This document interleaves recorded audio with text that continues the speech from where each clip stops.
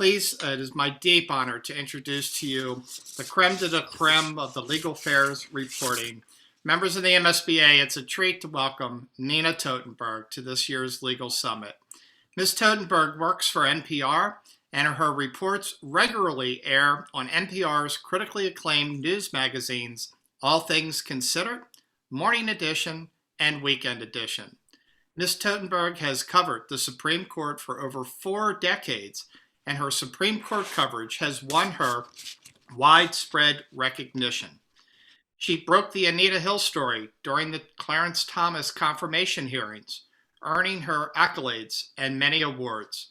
Ms. Tottenberg has been honored 7 times by the American Bar Association for continued excellence in legal reporting and has received more than 24 honorary degrees. On a lighter note, Esquire magazine twice named her one of the women we love. Ms. Tottenberg, welcome to the MSBA's Legal Summit. We are so glad to have you here today. Thank you. It's really lovely to be here. This is my garden, but I'm not sitting in it, as you know, but it was the closest I could come to celebrating a summer day. It's absolutely beautiful. Well, let's start off by just asking a couple questions of you as we go through, and I'll invite our members that are watching. If you have a question for Ms. Tottenberg, go ahead and put it in the chat session, and I'll be happy to try to entertain it if we have some time. Now, Ms. Tottenberg, you're not an attorney, but you're considered to be the Dean of Legal Affairs Correspondence, and your name is synonymous with the Supreme Court reporting. Was not being a lawyer a barrier or a boon? And did you ever consider going to law school at any point? Well, it was both a barrier and a boon, because after all, most of the people I'm communicating with are not lawyers. And even people who are lawyers, they focus on all kinds of law, whether it's real estate or family law or estate law or corporate law, but they may not focus on most of the things or the things that I cover at the Supreme Court. And so by now, I think I don't know that I could teach a common law class, but I think I could understand one better than anybody in it, of the students. So I think that ultimately it has been a great help, because what I do is not rocket science, but what's most important is clarity. And if you're not clear, and clear to people who don't really know a huge amount, you're sure they're not doing your job. And I presume nothing when I write. I presume that I'm talking to somebody who's interested and is in 8th grade, basically. Well, you hold an important place in history as a trailblazing woman journalist, along with Susan Stamberg, Linda Wertheimer, and Cokie Roberts. You're considered one of the founding women of NPR. Tell us about the early days of breaking into journalism as a woman and how you came to NPR to make it your home.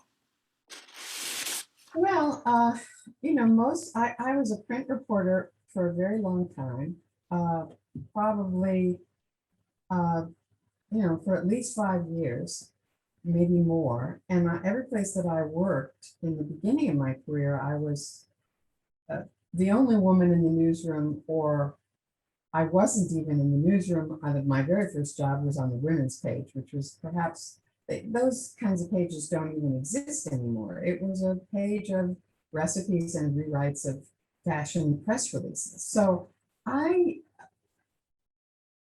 really, when I came to NPR, it was a very different place. First of all, it was my first actual job in broadcasting. I had been on TV shows sometimes, but I had not actually had a daily job in broadcasting. And the second thing was that there were so many women there at the very beginning. And the reason that there were so many women there is that NPR paid such terrible salaries that no man would work for that money. And we were all, in contrast, just delighted to be able to have a job, even if it paid unbelievably small salaries.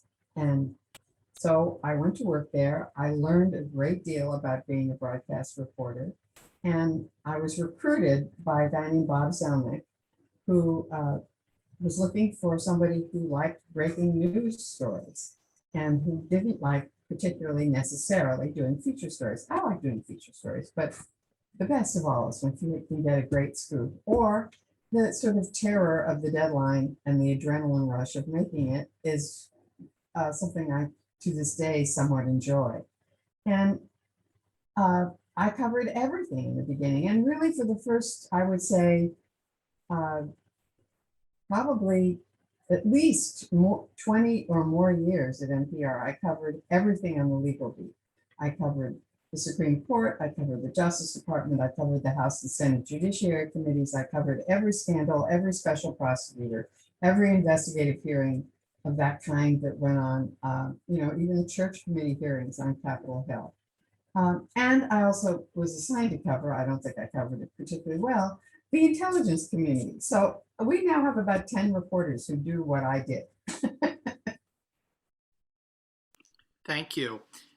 So you've been covering the Supreme Court now since 1975, and you've covered the court over a span of four of our Chief Justices, Warren, Berger, Rehnquist, and now just Chief Justice Roberts. Can you tell us a little bit more about each of the Chief Justices and how those courts compared with one another during those decades?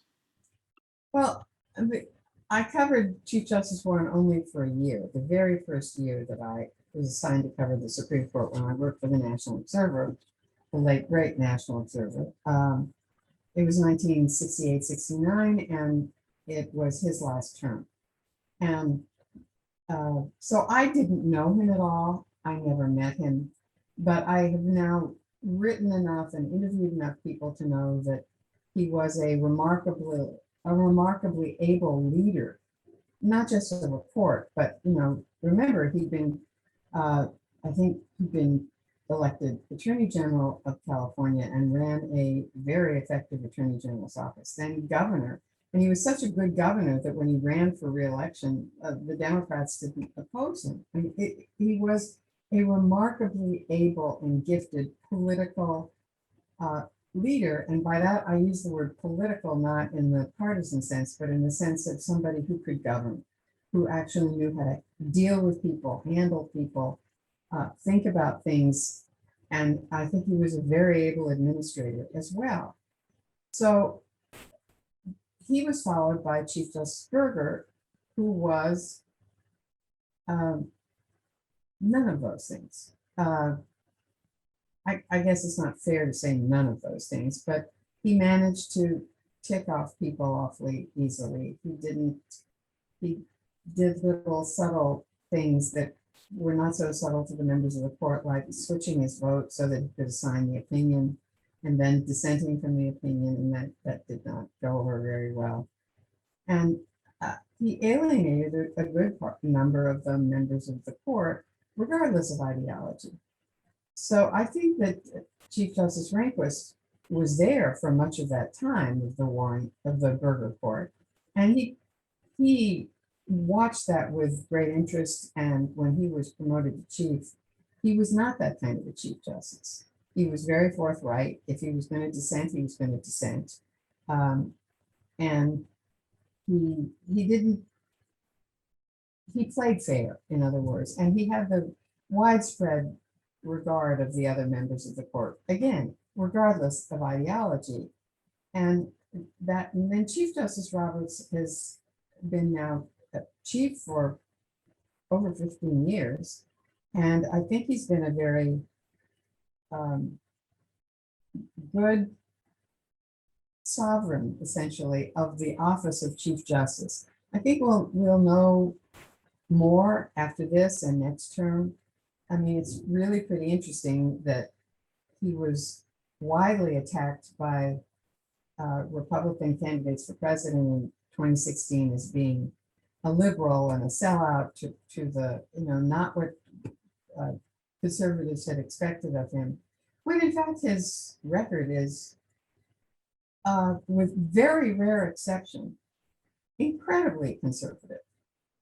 But it's very incrementalist also. In that sense, he's a much more traditional conservative, I suspect, than some of the Trump appointees to the court. And we're going to see now, because there is a supermajority whether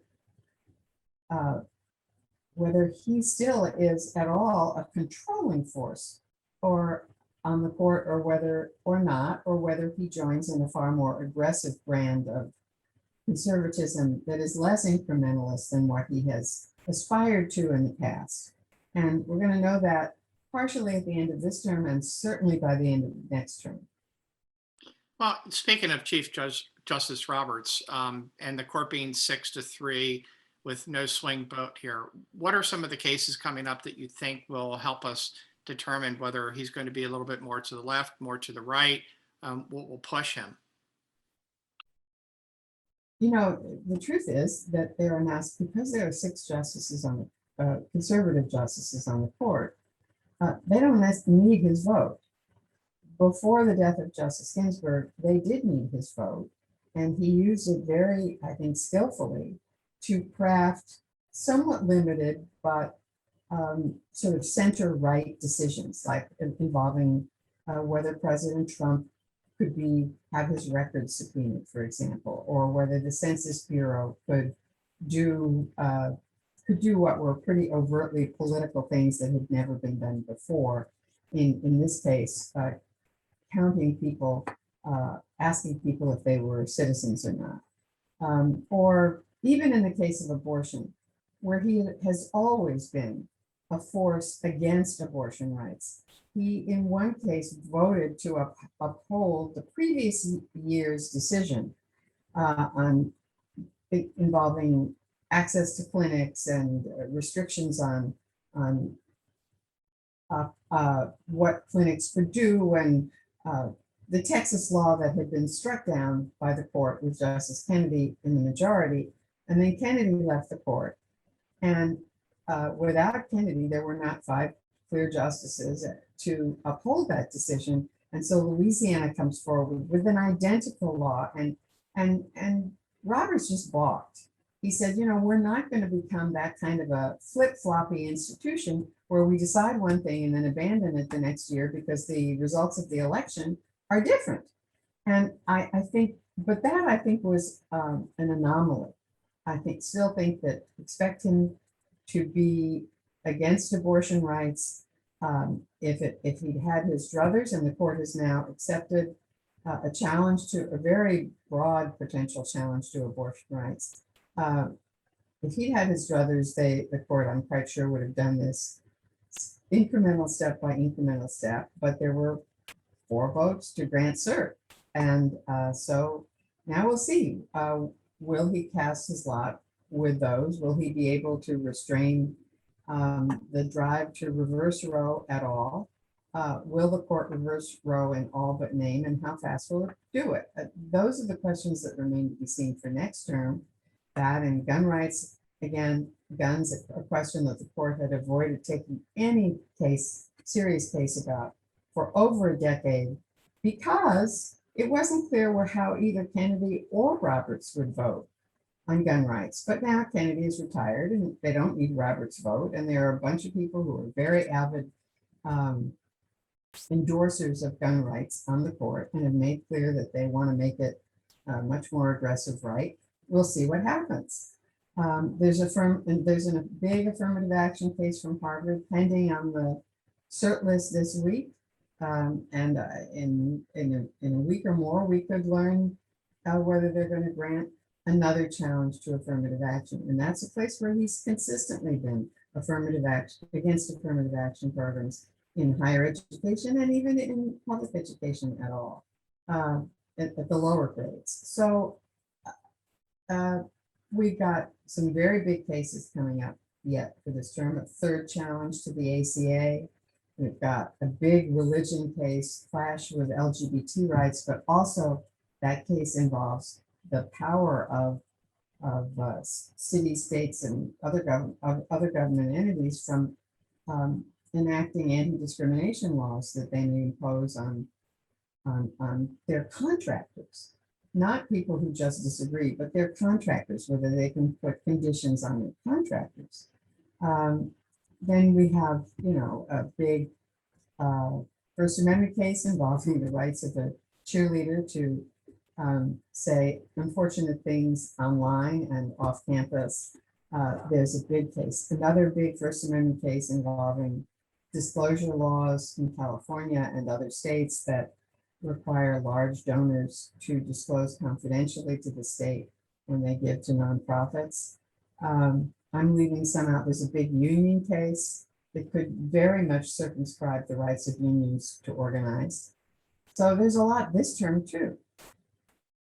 There's a number of key issues that's going to be before the court, obviously, as you mentioned. Any ideas or predictions of which way that some of these may go? Well, if you go by the argument, which is always dangerous to do, I think the ACA may hold.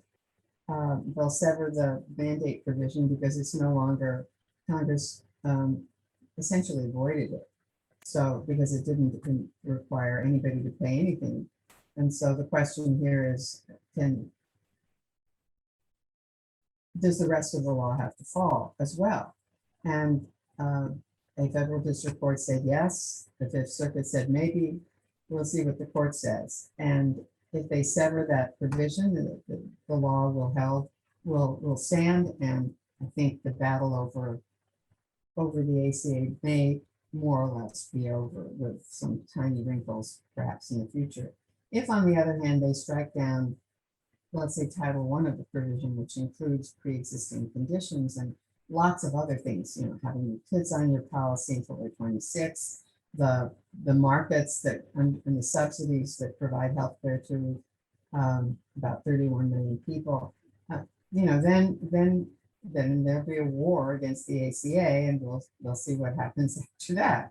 But I think predicting these things is incredibly difficult. We only know that this is a court that's been, for instance, very hostile to labor rights, has a very expansive view of the First Amendment, one that Justice Kagan called weaponizing the First Amendment. And you have to evaluate these things with that in mind. So you've covered over 16 confirmation hearings, approximately. And how would you say the hearing process has changed over time? And is it still a useful exercise in understanding how a justice is going to serve on the bench? Well, it's a very difficult question. There weren't any confirmation hearings until I think something like the 1930s, maybe the late 20s. I can't remember off the top of my head.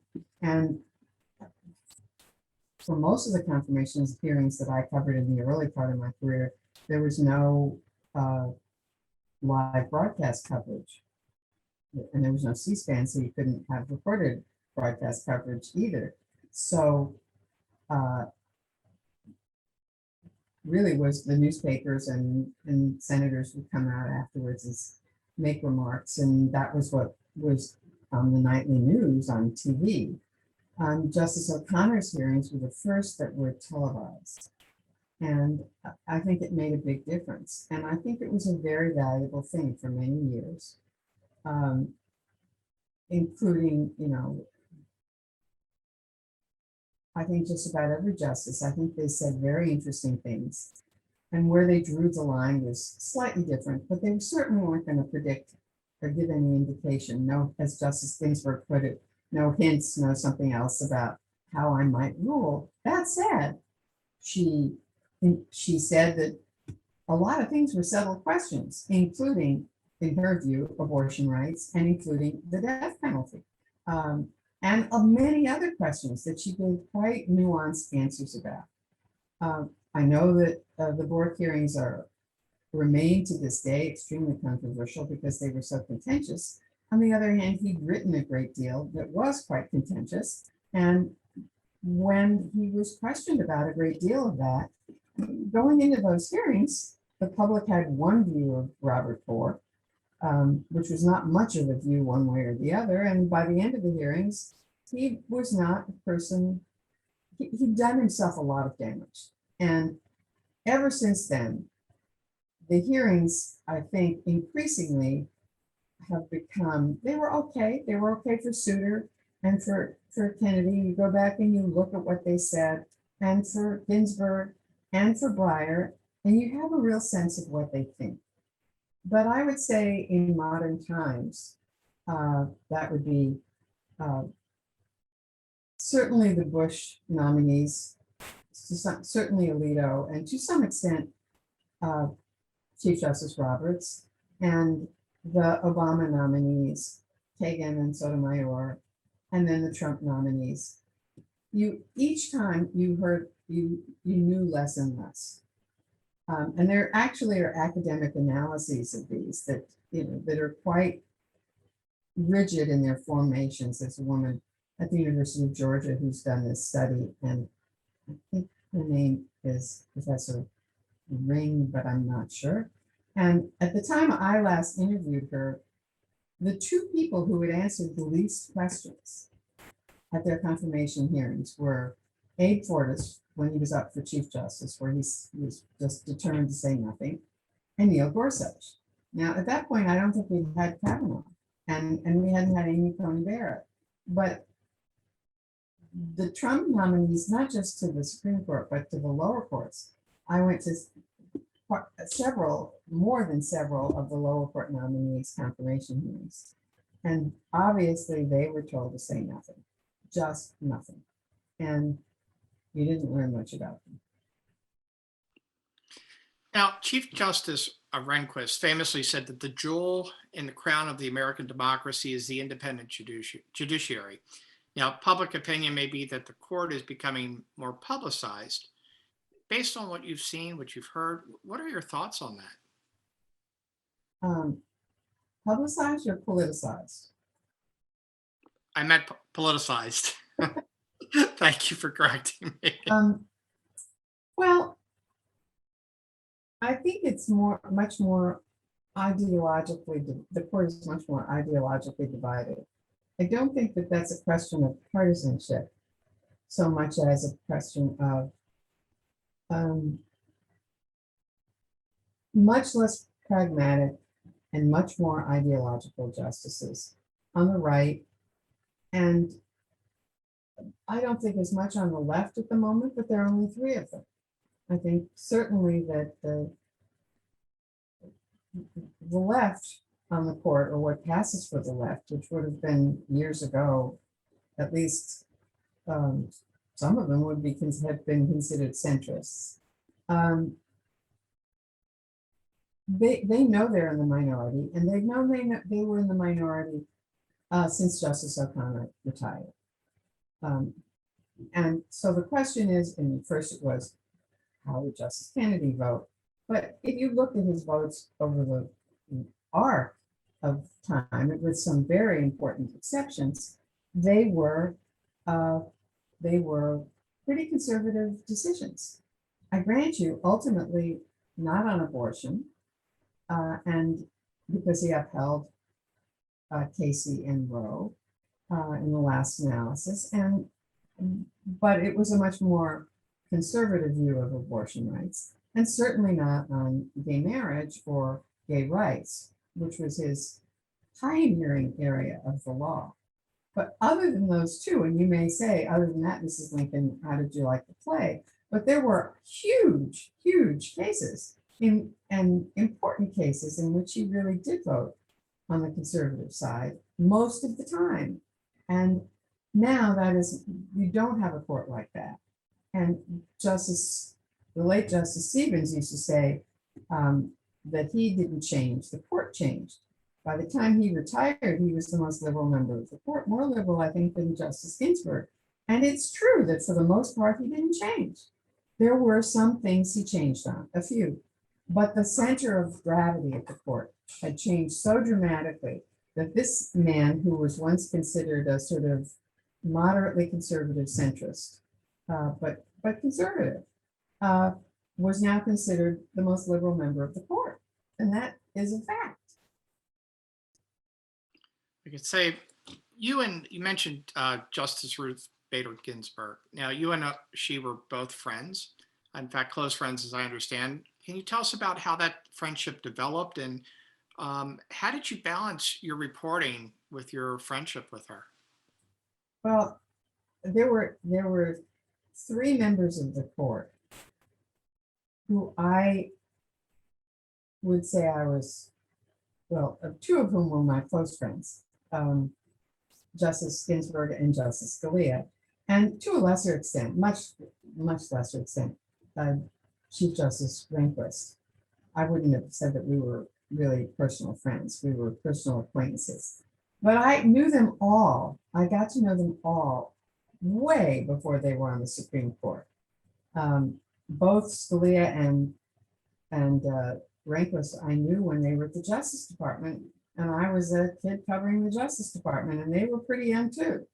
And Justice Ginsburg I got to know because when I was assigned to cover the Supreme Court in the late 60s and early 70s, when I started covering the court, I really didn't, I had no idea what I was doing whatsoever. And I would just call people up and ask them almost anything, which is something that there are things that I might not ask today, even if I didn't know them because I'd be embarrassed. But I was ambitious enough, young enough, and rash enough to ask anybody almost anything. So in her case, I was reading a brief in a case called Reed versus Reed, which ultimately would be the case in which the Supreme Court, for the first time, ruled that a state can't just automatically prefer a man over a woman for anything that the state has control of. In this case, it was being executor of an estate. And as it turned out, the court ruled in favor of the woman who was trying to be, who's challenging a law in, I think, Idaho, that said that men would be automatically preferred as executives. Sounds crazy today, but you know, life was different back then. And I didn't understand the brief because it said that women were covered by the 14th Amendment. And I thought that the 14th Amendment was written for African Americans, for former slaves and other Black citizens of the country. And I didn't understand how it applied to women. And so I flipped to the front of the brief to see who had written it. And it was a Rutgers law professor named Ruth Bader Ginsburg. And I went to the payphone in the Supreme Court press room and I called her and I got an hour-long lecture. And I started checking in with her regularly after that. And we ultimately became friends and more in the course of, over the course of time. So she was my friend for almost 50 years. That's a wonderful, wonderful story. Speaking of stories, can you share any stories about what you may know about some of the justices of the Supreme Court that I don't know about that you could share? Well, you know, at this time of year, I'm always a bit frantic trying to figure out what, you know, we have 7 major opinions outstanding, I think. There are 22 opinions left. Of those that I know of, there are 7 that we would consider major controversies, newsworthy controversies. There are others, but they're to a much lesser degree, unless they do something totally unanticipated, which sometimes they do, right? So we're sitting here, and it is today, what, June 9th? June 9th. June 9th. I expect the court is planning to end by the end of June, which is 3 weeks from now, or exactly 3 weeks from now. And how the hell are they going to hand down 22 decisions in that time and not totally screw us, right? Because our job is to cover the court, but I can only cover one major opinion most days on the air. But I do others at the same time for digital, which means I'm something of a one-armed paper hanger those days. So I sit around. My ACA pre-write is there are 6 different versions of it. So with holes to be filled in eventually, right? So this is a very difficult enterprise, and my feelings for the members of the court, candidly, are less than friendly at the moment because they always do this to us. It's a total train wreck at the end of it. I'm winding up to a story. for the end of the term. Now, my husband, who's a trauma surgeon, does not sort of, or did not know sort of the niceties of how you treat justices, that you don't confront them if you don't have to. And so one day we were at some very fancy do in Washington about 6 or 7 years ago. And he said to Chief Justice Roberts, "Chief, don't you think it would be a better idea if you spread out these decisions a little more so that people could write about them more completely?" And the chief, who I have no idea if he remembers my husband's name at all, but he knows he's a doctor. And he said, "Doctor, nice to talk to you." Off. So, there are lots of good stories about members of the court, but fewer about the members of the court today because I, of the new justices, the only one I know moderately well is Justice Kavanaugh, because again, I've known him for years. I've known him probably since he didn't know him when he was a law clerk, but I interviewed him at some point about Justice Kennedy for Kennedy's obituary, because we write obituaries, of course, in advance about people who are getting on in years. And so he did a very nice interview with me about Justice Kennedy, probably 10 years before Kennedy retired, because it's both an obituary and a retirement story. So, so I know him pretty well, dating back to his time in the during the Starr investigation. What a wonderful story. Now, looking back over the tenure of covering the court, which justice would you say has had the greatest impact, in your opinion, on our law and on our society, if there's any that stand out? Well, I think, but I don't know how much of this is going to hold, that the late Justice Brennan probably did. He was the architect of the not just the liberal Warren Court's decisions, but many of the decisions that followed in the Burger Court. And he was a master at cobbling together 5-member majorities. He was a significant force in just about every huge controversy that was before the Supreme Court until his retirement in 1987. And, that we're about to see, I think, the idea of separation of church and state, if not dismantled, at least, what's the word I'm looking for, made much less significant. And instead, we will see the idea of the free exercise of religion made as the superior legal interpretation of the religion clauses of the First Amendment, and the idea of separating church and state as playing a much lesser role. But, Brennan was the author of most of those separation of church and state opinions, including the one that said the school prayer decisions. And so if you look at almost every area of the laws, much of his work is, I think, already undermined and may not stand the test of time until somebody revives it again. I mean, this court, I think, was going to end up being the most conservative court since the 1930s. It's almost a century. And some of the ideas that even today we think of as long gone, I'm not sure whether they're long gone. I wouldn't say today what I would have 25 years ago, that Humphrey's executor, which is the decision that said you can't fire an independent agency person except for cause. I never thought that was in much peril. I think it might be now. So, I think if you go from everything from some of the notions we have about how much do you defer to congressional fact-finding, how much do you defer to the acts of Congress, how much do you defer to the president or the independent agency, or civil rights or the First Amendment, who, these are all questions that are, I think, in flux at the moment and being reevaluated. So I remember getting admitted to the Supreme Court, going down to the Supreme Court and listening to oral arguments and actually meeting some of the justices.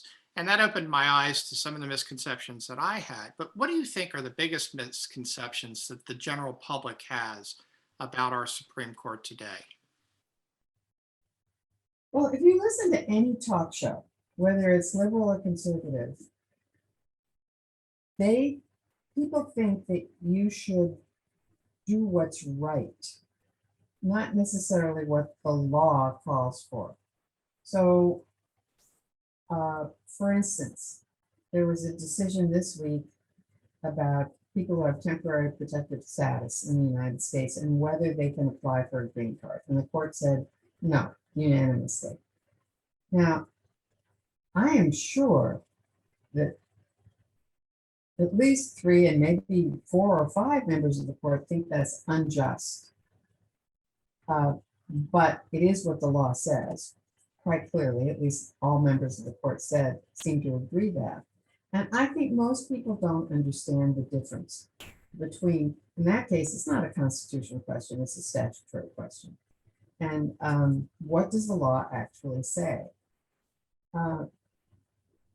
Conversely, I think it's, it's sort of simple sometimes to say some ideas are quite simple.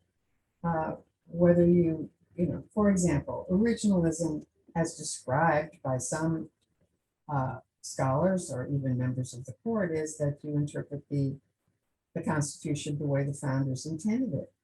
But of course, the follow-up question is, the founders, the minute they inked that document, then a week later they didn't agree on on the meaning of what they just written, and those kinds of differences are going to continue for a long time. So you've been covering the court for a very long period of time. What gets you excited about the court now? And what are some of the most memorable or unforgettable cases or moments that you've had during all the years of coverage? I would say that for me, and this is not typical, for me, the most memorable case was the Pentagon Papers case. And part of this was that I was young and I was pretty unjaded. And nobody had ever granted a temporary restraining order since almost the beginning of the Republic, telling a newspaper they couldn't publish something. And even Erwin Griswold, who was at the time the Solicitor General and argued the case for the Nixon administration for suppressing the Pentagon Papers, later would say that he reviewed whatever it was, 25 volumes, and never found anything highly classified in it that would harm the country. But that was the argument that he made at the time, carrying out the president's wishes. And I really did think that I thought then, and I still think now, that if a president could, by just citing national security, suppress something that the president didn't want to have out there, that the idea of democratic government would be either seriously jeopardized or actually gone. And so when the court vindicated the idea of a free press, I would say that was, for me personally, the most important case as I covered it, and one in which I obviously had if not a personal stake, a very strong personal view. Most of the time I try to keep my personal views out of these things, if at all possible. And I think that's probably the only one in which it wasn't hard to say what the administration said, but I didn't believe it for a minute then, and I don't now. And I think it's one of the more dangerous things that President Trump engaged in and continues to engage in to some extent today, which is to view the press as his arch enemy and to simply say whatever they say is fake news. And you saw the results of that coming out when you found out that very recently that the Trump administration had sought to get the phone records, secretly subpoena the phone records of reporters who wrote things that they didn't like under the guise that it was a question of a leak investigation. And you saw that the Biden administration continued it briefly until the president put an end to that and said, I think that's just awful. We can't do that. I mean, I can imagine, and the court could imagine, even in the Pentagon Papers case, that if you thought somebody was going to publish troop movements or actual secrets, you would seek to suppress that. But the first thing you do would be to go to the newspaper and ask them to publish it. And there have been times that newspapers have done that, and times in which they've done that and then felt they've been snookered. Times when I think when they were glad they did it, and times when they thought they'd been snookered. Interesting. Now, I'm going to talk a little bit about the Clarence Thomas confirmation hearings. You reported on his confirmation hearing and also became part of the story during that time when you broke the Anita Hill story and how that it played out with the implications on the course of the hearing.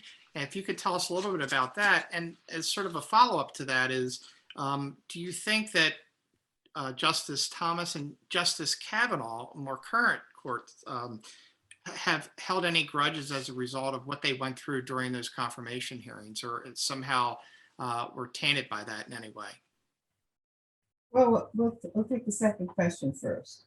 I mean, I think it's human to hold a grudge if your life has been made a total misery. And we know from Justice Thomas's book that he did and does hold a grudge. I don't know about Justice Kavanaugh. I have continued to have very nice relations with him, but I didn't break a story about him. In fact, quite to the contrary, there was a story, at some point that there was another girl in the class who had experienced something similar, and I actually was able to find her and have her say to me that that was not true.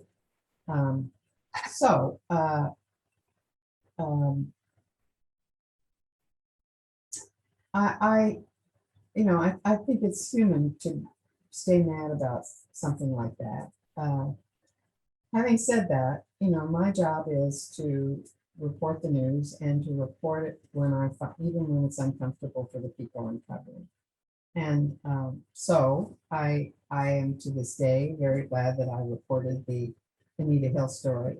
I sort of resent the idea that I became part of the story.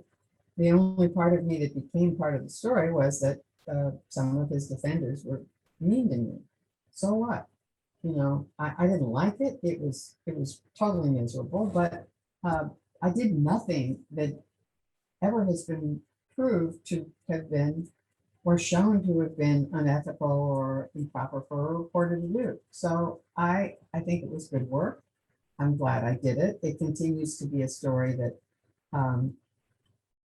is important, even and perhaps even more important today because of the Me Too movement. I have no relationship with Anita Hill. I haven't talked to her since the day I interviewed her for that story. So switching topics a moment, what do you think has led to your success and effectiveness at covering the Supreme Court? And we have many of our viewers today that are watching that are young lawyers. We've had a record number of young women graduating from law school this month across the country. What advice would you give to them and to young journalists wanting to be the next Nina Tottenberg? Well, the secret to my success in part is longevity.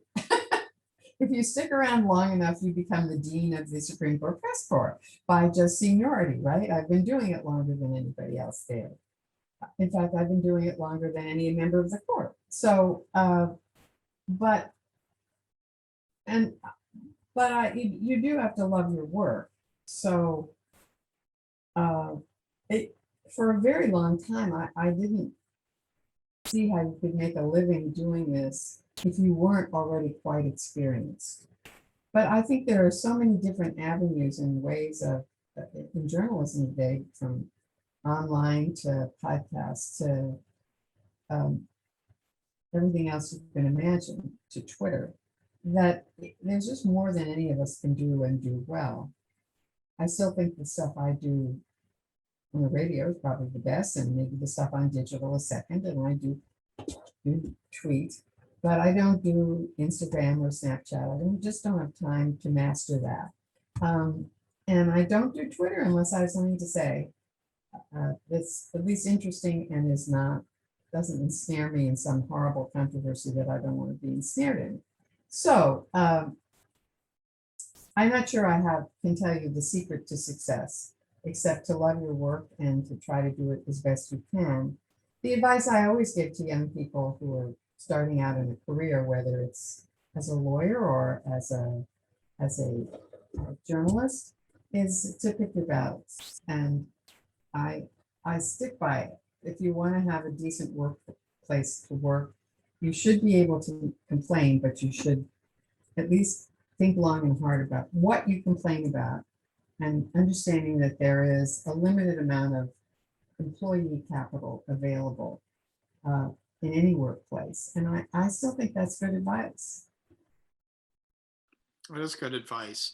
With a high pressure job, you talked about social media and its impact. Tell us what do you do for fun, and how do you find this sort of the balance and take care of yourself and those that are around you that you love?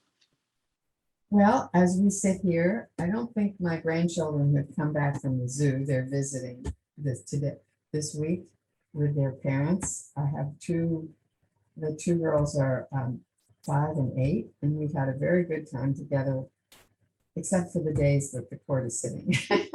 And or not sitting, at least handing down opinions. And so I have very close family relationships with my children and my grandchildren and my sisters, one of whom is a federal judge, and the other of whom is a businesswoman in New York. And so I would say those are my great avocations, are my family, my husband and family, and my other avocations are music and the arts, because my father was a great concert violinist. So I love music. I love the symphony. I love the opera. I love theater. So all of the performing arts are things that I avail myself of a great deal. And I'm really glad that they're starting to come back in Washington. I went to the ballet last week and had just a wonderful time. It was outside, but and so many people there had not seen each other at all, and it was really quite a celebration. It was a wonderful time. Thank you for sharing that about your life. So a couple of our viewers have some questions, if I may, in the last few minutes that we have, ask you. One of the questions came in and wanted to know about who have you interviewed that most surprised you with their response and their question to your questions, and why? Was there anyone that you've interviewed that most surprised you? And the other part of that is, who was the most difficult person to interview? Well, I'm not sure. Who is the person who most surprised me? The person I probably interviewed the most was, in fact, RBG, and I probably interviewed her somewhere between 50 and 100 times. And she always surprised me if I gave her a warning. So if we were doing an important interview someplace, like the American Booksellers Association, or at Lisner Auditorium in front of a large audience, or the 92nd Street Y, or something like that. Or when I did at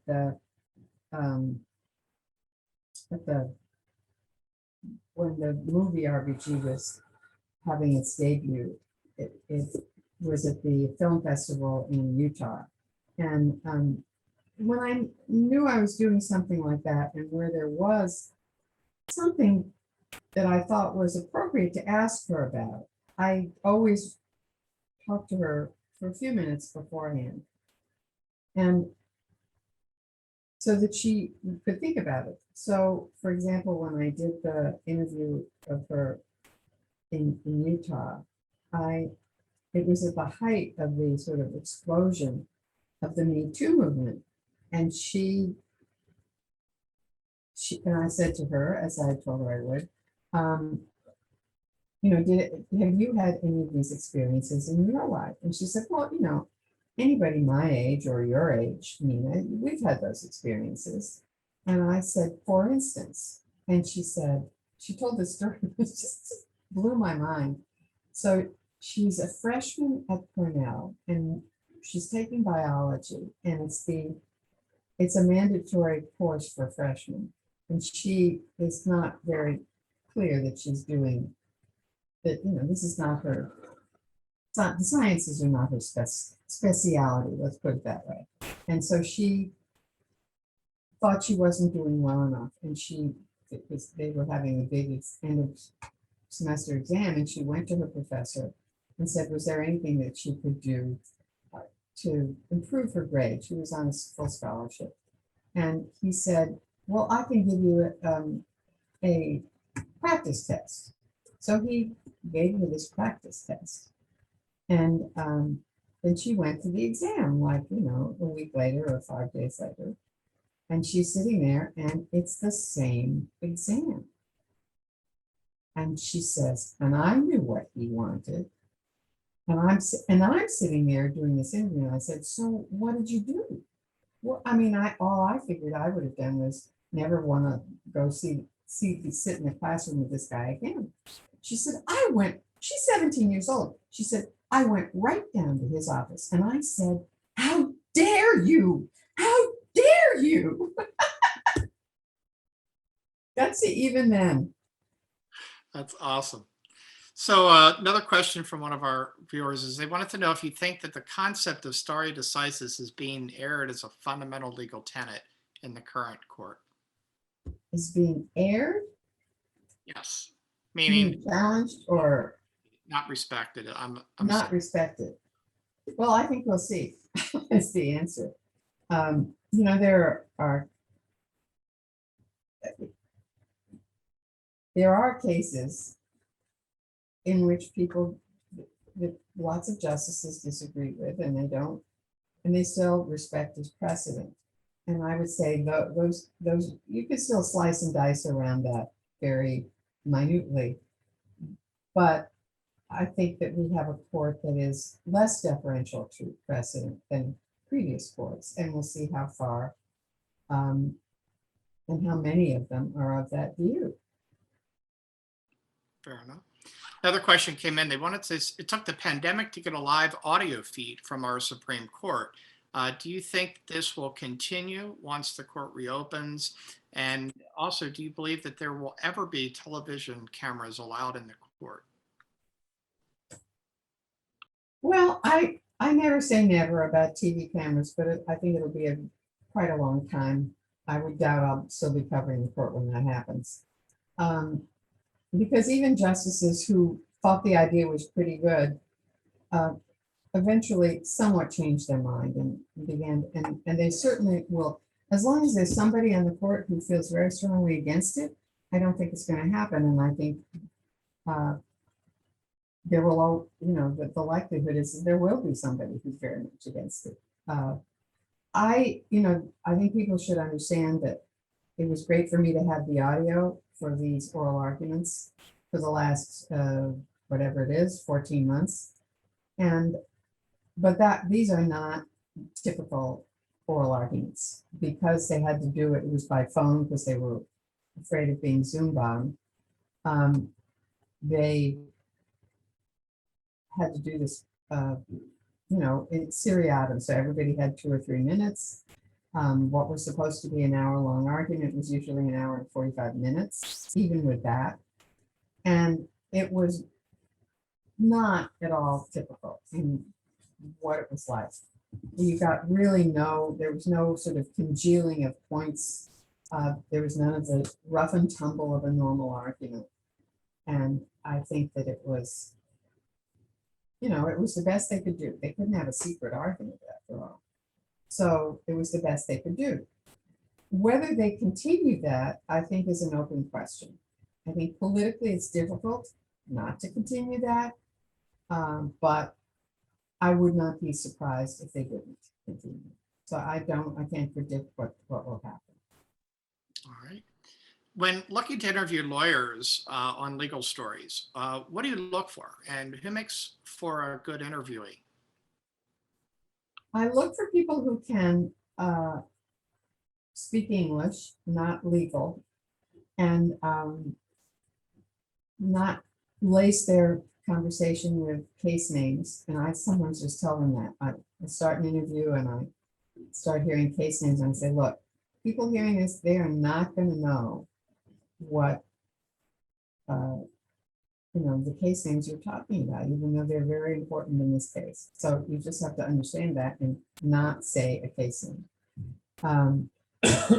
And then, so I look again for clarity, for people who could, I look for diversity of opinion.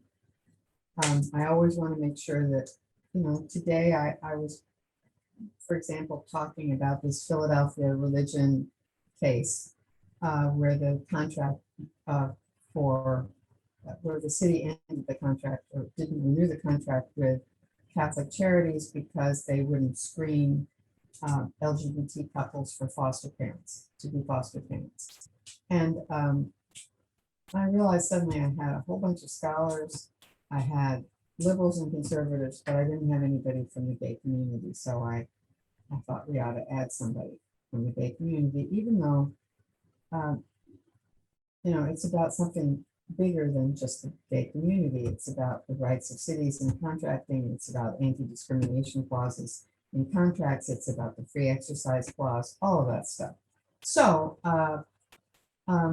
so I do look for diversity of opinion, and I try as much as I can to have diversity of human beings, to have some women and some minorities in the people that I approach for interviews, because they do have different points of view. And this is, and it's important to cultivate those people as well, so that I can, when they're starting to think something new,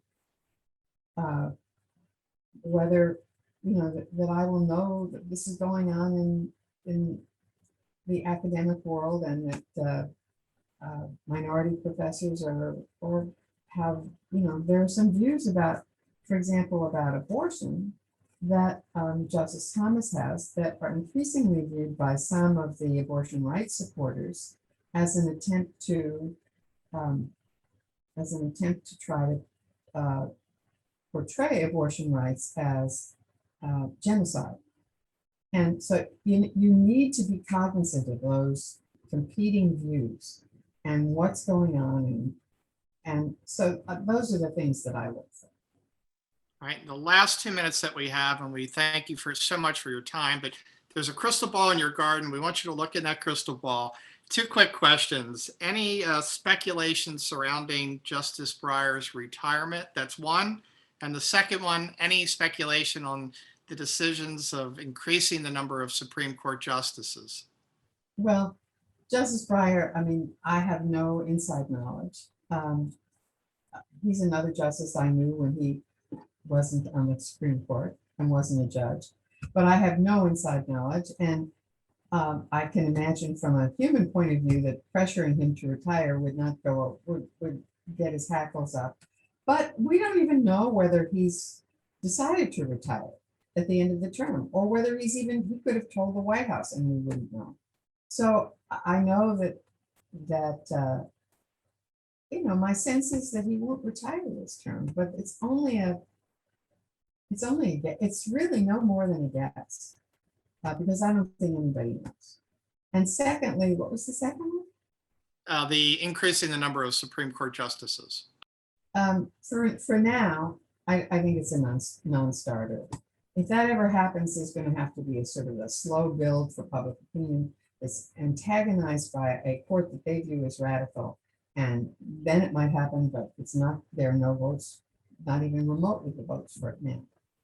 Well, and on that note, we're going to need to end. I tell you, I was nervous about interviewing an interviewer, so I hope I did well with you today. I thank you so much for your time, all of your work and coverage. I'll look forward to hearing you on all of the NPR shows that you are the lead correspondent on. And thank you so much for joining us at the 2021 MSBA Annual Meeting and Legal Summit. Ms. Tottenberg, thank you very, very much. Appreciate it. Thank you for having me. Take care. Bye.